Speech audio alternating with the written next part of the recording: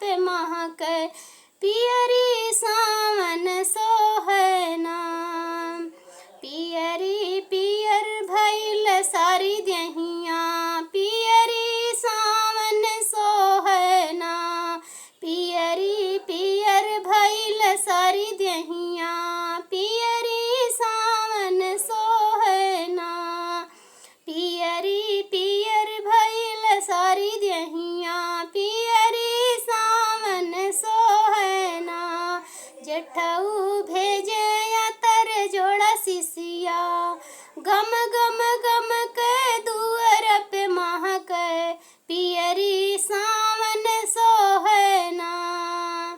पियरी पियर भइल सारी देहिया पियरी सावन सोहै नाम।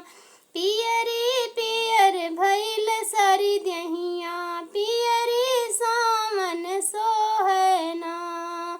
देवरू भेजे तर जोड़ा सिसिया गम गम गम के दुअर पे महकै पियरी सावन सोहै नाम।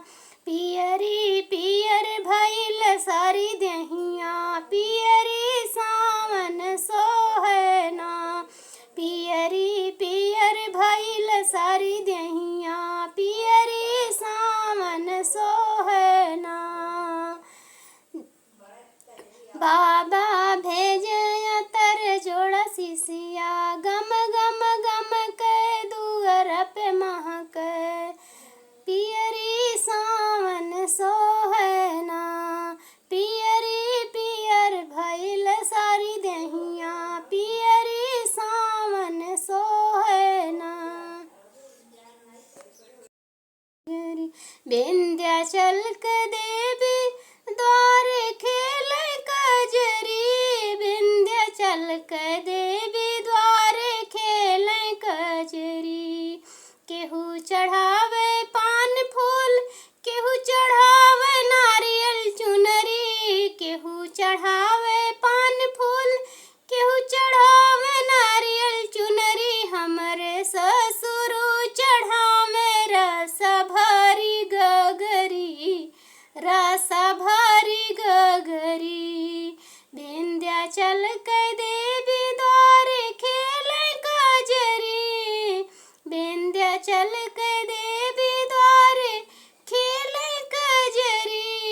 केहू चढ़ावे पान फूल केहू चढ़ावे नारियल चुनरी। केहू चढ़ावे पान फूल केहू चढ़ावे नारियल चुनरी। हमरे जेठऊ चढ़ावे रस भरी गगरी रस भरी गगरी। हमरे जेठऊ चढ़ावे रस भरी गगरी रस भरी गगरी। विंध्याचल के देवी द्वारे खेलै कजरी द्वारे खेलै कजरी। विंध्याचल के देवी द्वारे खेलै कजरी द्वारे खेलै कजरी। केहू चढ़ावे पान फूल केहू चढ़ावे नारियल चुनरी। केहू चढ़ावे पान फूल केहू चढ़ावे नारियल चुनरी। हमरे देवरू चढ़ावे रस भरी गगरी रस भरी गगरी। विंध्याचल के देवी द्वारे खेलै कजरी। विंध्याचल के देवी द्वारे खेलै कजरी। केहू चढ़ावे पान फूल केहू चढ़ावे नारियल चुनरी।